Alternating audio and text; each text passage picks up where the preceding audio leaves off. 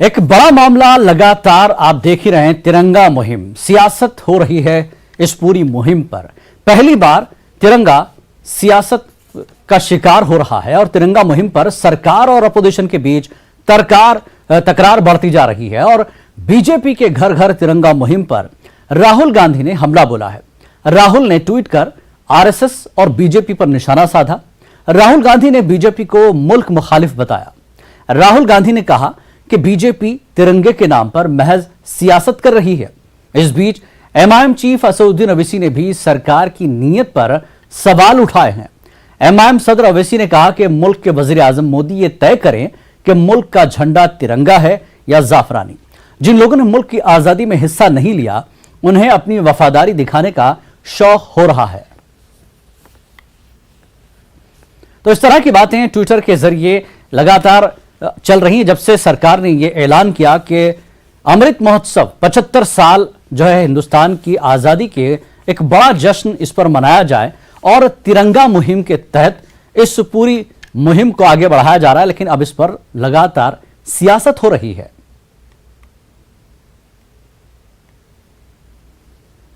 और असदुद्दीन ओवैसी ने भी अपने ट्वीट के जरिए ये सारी बातें कही और सख्त नुक्ताचीनी भी की। वहीं राहुल गांधी ने भी बीजेपी को और मोदी सरकार को मुल्क मुखालिफ बताया है। मामला है तिरंगा, तिरंगे की बात हो रही है, लेकिन हर किसी पार्टी को ये लगता है कि सरकार इस मुहिम में सारे देश को जोड़कर इस पूरी मुहिम का सहरा अपने सर बांधना चाहती है। और आइए इस पूरे मामले पर बात करते हैं। हमारे साथ सारिका जैन जो कि स्पोक्स पर्सन बीजेपी की हैं, तर्जुमान हैं। सारिका जी, आपका इस्तकबाल है, स्वागत है। सारिका जी, पहले तो मैं ये आपकी प्रतिक्रिया जानना चाहूंगा कि ये पूरी मुहिम पर सियासत हो क्यों रही है? तिरंगा पहली बार सियासत का शिकार हो रहा है, कैसे देखती हैं आप इस पूरे मामले को? देखिए, पहली बात तो ये राजनीति नहीं होनी चाहिए इस टॉपिक पर। अगर राष्ट्र ध्वज है हमारा, वो सभी का है। हमारी भाषाएं अलग हो सकती है, हमारी जाति अलग हो सकती है, लेकिन कश्मीर से लेकर कन्याकुमारी तक हमारा झंडा एक है और जिसका कि सबको रिस्पेक्ट करना चाहिए, चाहे वो हिंदू हो या मुस्लिम हो। हम भारत में रहते हैं, हमारा एक राष्ट्रीय प्रतीक है, करते भी हैं। और जो हमारा राष्ट्रगान है, राष्ट्रीय प्रतीक है, हमारे सैनिक है, उनपे हमें गर्व होना चाहिए और उस गर्व की अनुभूति को हमें लोगों को भी बताना चाहिए और उसे सेलिब्रेट करना चाहिए, उसे उत्सव की तरह मनाना चाहिए। जैसे आप ईद मनाते हो, दिवाली मनाते हैं, कुछ भी हम अपने त्योहार बनाते हैं, तो हमारा जो ये राष्ट्रीय पर्व आते हैं, इनको भी हमें एक सेलिब्रेशन के रूप में लेना चाहिए। तो कोई भी राजनीतिक पार्टियां हो, चाहे वो कांग्रेस हो, सपा हो, बसपा हो, कोई भी पार्टी हो, उसको इसको राजनीति नहीं करना चाहिए, एक राष्ट्र नीति होनी चाहिए। हमारे प्रधानमंत्री नरेंद्र मोदी जी ने भी बोला है, अपना जो मन की बात थी उसमें बोला था कि ये राष्ट्र नीति है, इसको राजनीति की तरफ ना घसीटे। ये सरकार का काम है, ये किसी पार्टी का काम नहीं है, ये कोई बीजेपी का काम नहीं है, ये तो राष्ट्र नीति है, तो सभी का काम है, सभी का दायित्व है। झंडा तो सभी को, हम लोग बचपन में भी स्कूल जाते थे, वहां पर लड्डू बांटे जाते थे, वहां पर फ्लैग होस्टिंग की जाती थी, हम उसे सैल्यूट करते थे। मैं क्रिश्चियन स्कूल में पढ़ी हुई हूँ, वहां पर भी झंडे को पूरा सम्मान दिया जाता था। तो ऐसा नहीं है, मैं सोचती हूँ ये बचकानी हरकतें हैं, ये छोटी मानसिकता की चीज है अगर हम अपने झंडे पर सवाल या निशान उठाते हैं।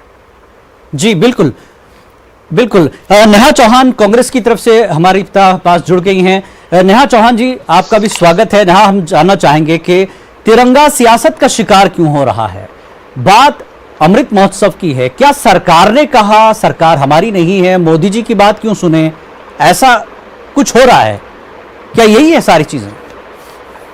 मुझे समझ नहीं आता कि आपको ऐसी चीज क्यों महसूस हो रही है, क्योंकि आजादी का आंदोलन में सबसे बड़ा पार्ट, सबसे बड़ा प्रतिभाग कांग्रेस पार्टी ने किया था। ये कांग्रेस पार्टी से ही एसोसिएटेड लोग थे जिन्होंने की तिरंगे को अपनाया भी था और उसके बाद हमारी जनरेशंस लगी हैं पिछले 70-75 सालों में जिन्होंने इस झंडे को अपनाया है, चाहे वो किसी भी पार्टी के रहे हो, आरएसएस को छोड़कर, क्योंकि शायद उन्हें तिरंगा इतना पसंद नहीं था। कांग्रेस पार्टी ने ना कभी तिरंगे को लेकर राजनीति की है, ना ही वो आगे करने वाली है। अगर बीजेपी को ऐसा लगता है कि राजनीति हो रही है तो ये उनकी गलती है। तो फिर राजनीति के साथ जवाहरलाल नेहरू जी ने, जो हमारे प्रथम नीयत पर सवाल क्यों उठ रहा है? उन्होंने कैसी, देखिए, अगर नीयत की सवाल उठाने की बात है तो फिर कल 5 तारीख को हम जीएसटी को लेकर, खाद्य पदार्थों में जीएसटी को लेकर, बेरोजगारी और महंगाई को लेकर अगर प्रदर्शन करना चाहते हैं तो सरकार हमें प्रदर्शन क्यों नहीं करने दे रही है? तो नीयत तो यहाँ गड़बड़ है। तिरंगे को लेकर क्या नियत हो सकती है? तिरंगा देने वाले, तिरंगे की शान के साथ खड़े होने वाले तो कांग्रेस पार्टी के लोग हैं। ये सभी हैं। आप सिर्फ कांग्रेस क्यों कह रही हैं? देश का हर इंसान, आम नागरिक जो है, बिल्कुल जब भी 15 अगस्त होगी, 26 जनवरी होगा, जिन लोगों देश का हर नागरिक तिरंगा लेकर जश्न मनाता है। बिल्कुल खड़ा है। बिल्कुल। अगर इनको ऐसा इनसिक्योरिटी महसूस क्यों हो रही है तिरंगे को लेकर? क्या आज से पहले तिरंगा नहीं फहराया गया? जी। क्या आज से पहले कांग्रेस पार्टी ने तिरंगे का अपमान किया है? बिल्कुल फहराया है। हम तो तिरंगे कांग्रेस के ने नीचे फहराया, सारी सियासी पार्टियों ने किया है। इस देश का पहला तिरंगा, इस देश का पहला तिरंगा किसने फहराया था? जी, नेहरू जी ने, तत्कालीन जो प्रधानमंत्री थे हमारे। जी। तो आप कांग्रेस पार्टी को लेकर कह रहे हैं कि कांग्रेस पार्टी राजनीति कर रही है तिरंगे को लेकर? कैसी बात है? कैसी इनसिक्योर गवर्नमेंट है? कैसे इनसिक्योर लोग हैं? हम भारत के लोग हैं। हमारी पार्टी का तो बड़ी लंबी हिस्ट्री रही है इस देश को आजादी दिलाने में। क्या हम तिरंगे से पीछे हटेंगे? नहीं, पीछे कोई नहीं हट रहा है। सोच भी कैसे सकते? बात यही हो रही है कि आप पहले कि हम पहले। सवाल यही हो रहा है। सारिका जी, सरकार इनसिक्योरिटी क्यों फील कर रही है? अपोजिशन की बात का जवाब दें। सरकार क्यों फील कर रही है? ये ऐसा क्यों लगता है कि अपोजिशन तिरंगे को लेकर अपोजिशन अपने तौर पर बनाना चाहती है? फिर इस पर टिप्पणी क्यों, इस पर तनकीद क्यों? देखिए नेहा जी अभी बोल रही है कि नेहा जी बोल रही है कि इस पर आरएसएस को छोड़कर सभी देशभक्त हैं। मैं इस पर इनकी बात का खंडन करना चाहूंगी। आरएसएस एक ऐसी पार्टी है जो बच्चे बच्चे को देशभक्ति सिखाती है। आपने देखा कोरोना काल में किस तरह से हमारे स्वयं सेवकों ने सड़क पर जाकर गरीबों की, असहायों की मदद की। लेकिन कांग्रेस पार्टी का एक भी कार्यकर्ता सड़क पर नहीं नजर आया। यहाँ तक कि जो वैक्सीन मोदी जी ने बांटी थी उसको गड्ढों में दबा दिया गया। ये देशभक्ति नहीं होती है। 200 करोड़ ये देशभक्ति होती है। 200 करोड़ लोगों को वैक्सीन। एक आंख से दुनिया को देखना बंद कीजिए। मैं आपके SOS IYC कैंपेन हमने चलाया था। बोलना मैं आपके बीच में नहीं बोली। नेहा जी सुन लीजिए, पहले नेहा जी सुन लीजिए, आप जवाब दीजिए, आपको पूरा मौका दिया जाएगा। मुझे बोले जी सारिका। देखिए देशभक्ति वो भी है जब 200 करोड़ लोगों को वैक्सीन लगी है। देशभक्ति वो भी है जब गरीब लोगों को राशन बांटा गया कोरोना काल में। इसको देशभक्ति कहते हैं। क्या जवाहरलाल नेहरू ने ही आजादी दिलाई थी? हमारे जो स्वतंत्रता सेनानी हुए हैं, क्या वो झंडा फहराने की बात हो रही है, आजादी दिलाने की नहीं। आजादी के मामले में तो सारिका जी पूरा देश शामिल है। पूरा देश शामिल है आजादी के मामले में। कोई सहरा आजादी का अपने सर नहीं ले सकता, ये क्लियर मान लीजिए। देखिए चंदन की भूमि है, अभिनंदन की भूमि है, ये तर्पण की भूमि है, ये अर्पण की भूमि है। इसका बिंदु बिंदु गंगा जल है और इसका कंकड़ कंकड़ शंकर है। बिल्कुल। तो इसको आप इस तरह से मत लीजिए कि हमने आजादी दिलाई, हमारे स्वतंत्रता सेनानियों ने आजादी दिलाई।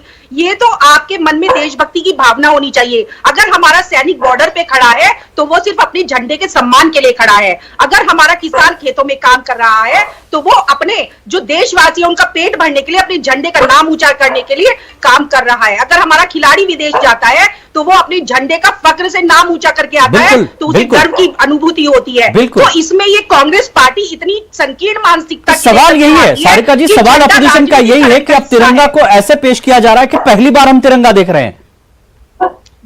आप खुद कह रही हैं कि देश का खिलाड़ी हो या कोई भी हो, किसी भी अवसर पर झंडे के बगैर वो खुशी नहीं मनाता, अपनी पहचान झंडे से बताता है।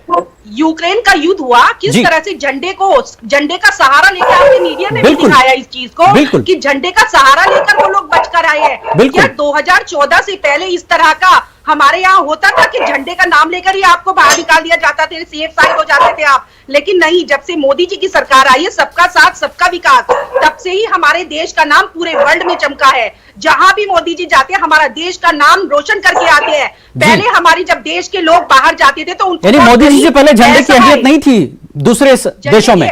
झंडे की रक्षा और झंडे की अहमियत तब भी थी, झंडे की अहमियत आज भी है, और झंडे की अहमियत। सारिका जी ने जो बातें बोली हैं, इसका तो जवाब देने से पहले मुझे हंसी आ रही है। ये कह रही है कि मोदी जी ने ही पूरी दुनिया में भारत देश का नाम रोशन किया है। तो पिछले 70 सालों से क्या हो रहा था?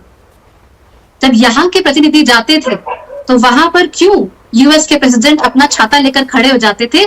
ये स्वर्गीय श्री राजीव गांधी जी के साथ हुआ था। मोदी जी के लिए कौन छाता लेकर खड़ा हुआ? वो तो उल्टा, अगर कहीं हमारा राष्ट्रगान बज रहा होता है तो आगे चलना शुरू कर देते हैं। दूसरे देश के प्रतिनिधि बोलते हैं कि भाई रुक जाओ। कभी झंडा अगर उल्टा लटका होता है तो वो उल्टे लटके हुए झंडे पर अपनी तरफ से कोई प्रतिक्रिया नहीं देते हैं।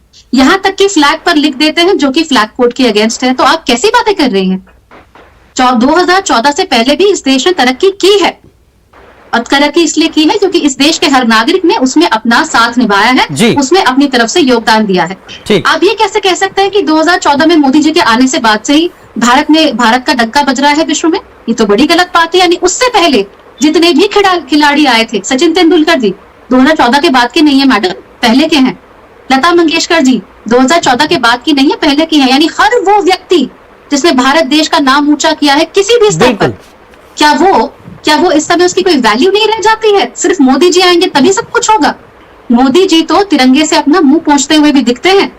क्या ये मोदी जी देश का सम्मान कर रहे हैं और आप हमारे ऊपर तोहमतें लगा रही हैं? ठीक है सारिका, हमारे ऊपर तोहमतें किस बात से लगा सकती हैं? ठीक है सारिका जी, रिएक्शन किस तरह की मानसिकता है कि 2014 के बाद ही सब कुछ हुआ है? ठीक है नेहा जी, 2014 के बाद आपने दुनिया देखनी शुरू की हो, दुनिया उससे पहले भी थी, ठीक है नेहा जी, भारत का डंका बजता था। बिल्कुल, भारत का नाम आजादी की जंग की लड़ाई से ही भारत जो है पूरे विश्व में पहचाना गया, गांधी जी से पहचाना गया। गांधी जी से पहले लोगों ने आजादी की जो लड़ाई छेड़ी थी, तब से ही भारत का नाम पूरी दुनिया में है, उसका डंका बजा है। सारिका जी, आपका रिएक्शन?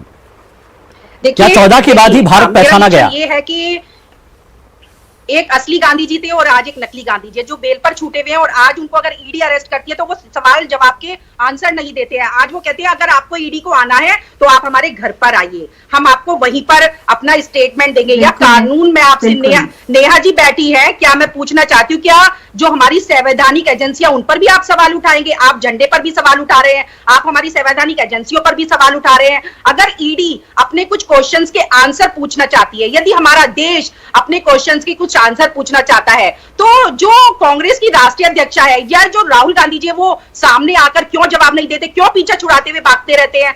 क्या आप लोगों का अधिकार नहीं? आपने राहुल गांधी जी को पीछा छोड़कर भागते हुए कब देखा? देखिए, जब 70 साल से आप लोग राज कर रहे हैं, अगर देश की जनता के हक का पैसा देश की जनता पूछना चाहती है तो आप लोग उसका जवाब क्यों नहीं दे रहे हैं? 70 साल में कुछ समय तक वाजपेयी जी की सरकार भी रही थी और आपको जानकारी होगी वाजपेयी जी आप की पार्टी के हैं।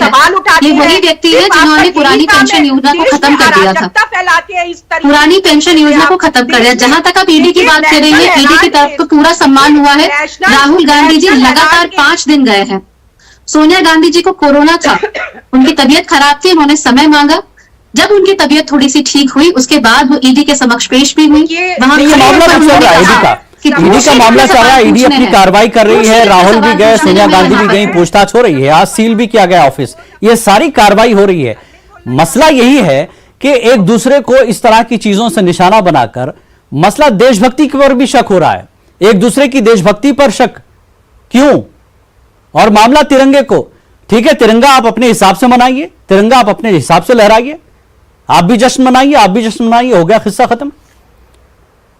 कि आपकी मोहब्बत ज्यादा है देश से या इनकी ज्यादा है। अब ये एक दूसरे को तू आगे या मैं पीछे, इस तरह की लड़ाई क्यों?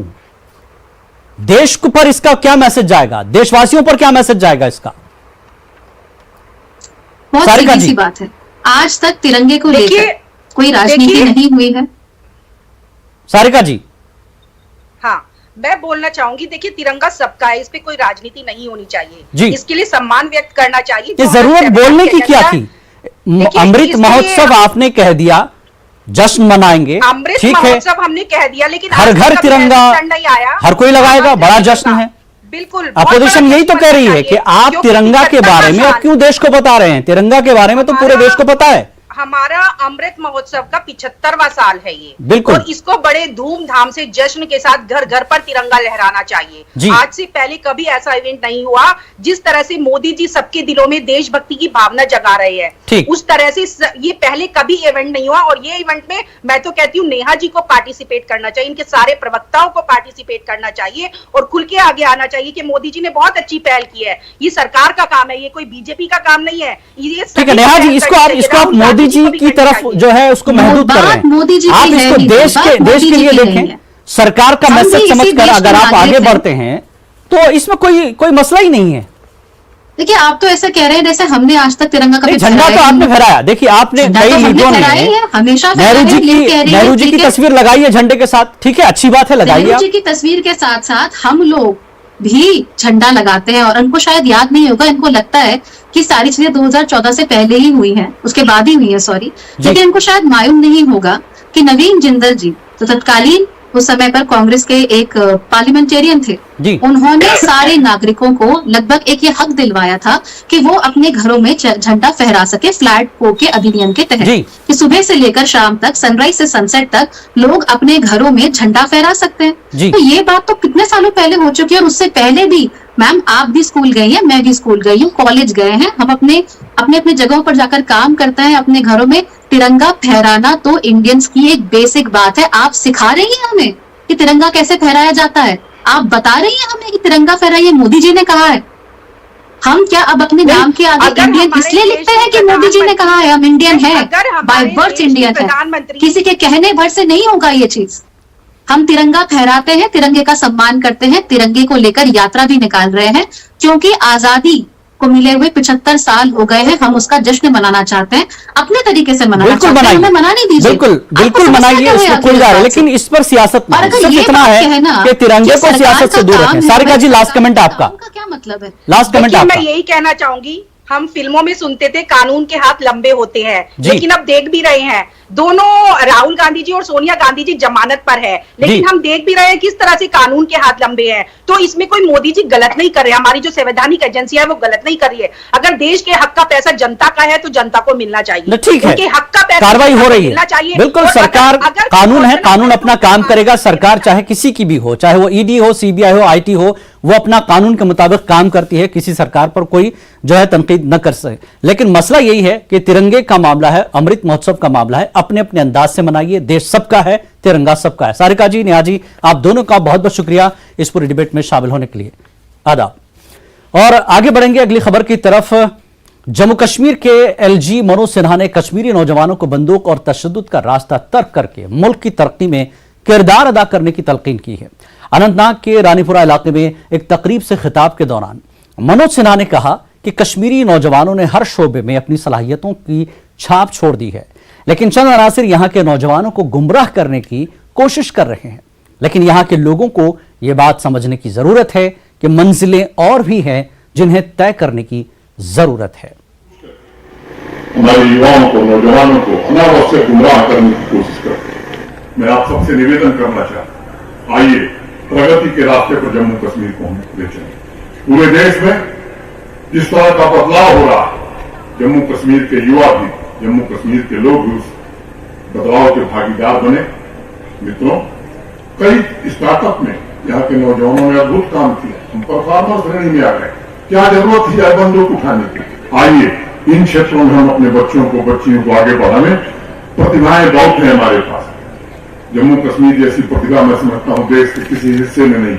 इस प्रतिभा का सही सदुपयोग हम करें, ये मैं आपसे निवेदन करूंगा। कौन सी बात कहां कैसे कही जाती है, ये सलीका हो तो हर बात सुनी जाती है, ये सलीका।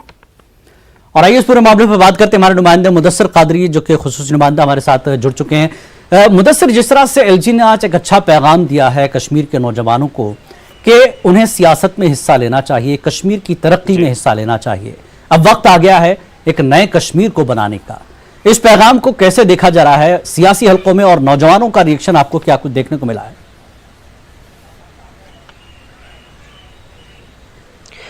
बिल्कुल जिलानी, जिस तरह से आपने कहा कि जो रिएक्शंस होनी चाहिए थी, यकीनी तौर पर एक मस्बत रिएक्शन सामने आ रही है, क्योंकि न सिर्फ एलजी जो जम्मू कश्मीर के हैं मनोज सिन्हा, उन्होंने खुले मंच से दावत दी है एक हिसाब से कश्मीरी यूथ को कि मुल्क की तामीर और तरक्की में वो भरपूर एक कलीदी रोल अदा कर सकते हैं। और वालिदैन से भी अपील की है कि वो अपने जो नौजवान बच्चे हैं उनको समझाए कि बंदूक की राह या फिर तशद्दुद की राह है, उसको तर्क करके जो मुल्क की तामीर और तरक्की है उसमें साझेदारी निभा सकते हैं, उसमें एक अहम जो है कलीदी रोल अदा कर सकते हैं।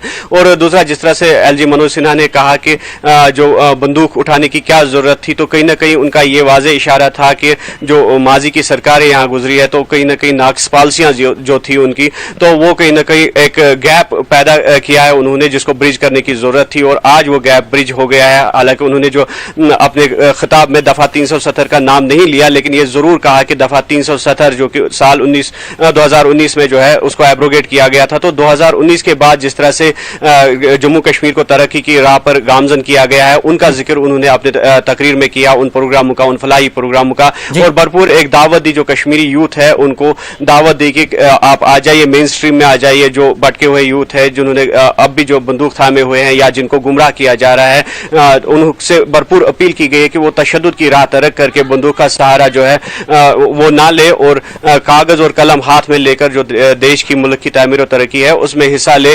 और ये जिस तरह से आपने बोला कि उन्होंने जिस तरह से उन्होंने कहा कि मंजिलें और भी है जिनको तय करने की जरूरत है, तो इनका यकीनी तौर पर ये वाज़े इशारा था कि जो जॉब अपॉर्चुनिटीज हैं उनको यहाँ पर प्रोवाइड किया जा रहा है, इंडस्ट्रियलाइजेशन को यहाँ पर जो है उसको फरोग दिया जा रहा है, सनती कारखाने जो हैं उनको कायम किया जा रहा है ताकि जो जॉब सेक्टर है उसको मजीद मुस्तकम बनाया जाए। और जिस तरह से बेरोजगारी की शरह यहाँ पर जो है तेजी से उसमें इजाफा हो रहा है और उसमें जो है बदलाव लाने की जरूरत है, और जो यहाँ का यूथ है उनको रोजगार भी फराहम किया जाएगा और तालीम और तरक्की के शोबे में जो है नुमाया रोल जो है वो अदा कर सकते हैं। और दूसरी जानिब उनका यह भी कहना था कि जिस तरह से जो 2019 से पहले जो फलाही प्रोग्राम यहाँ पर चलाए जाते थे और उन्होंने लैंग्वेजिंग प्रोजेक्ट्स का जिक्र किया, बोला कि जो ज़ैर इल्तिवा प्रोजेक्ट्स थे तो ये भी जो है ये वहमो गुमा में नहीं होना चाहिए कि कोई प्रोजेक्ट जो है अगर तमीर और तरक्की का कोई डेवलपमेंट प्रोजेक्ट होता है तो वो किस तरह से लैंग्वेज हो जाता है, किस तरह से वो इल्तिवा में पड़ जाता है, तो उसको जो है उन प्रोजेक्ट को पूरा करने की काफी जरूरत है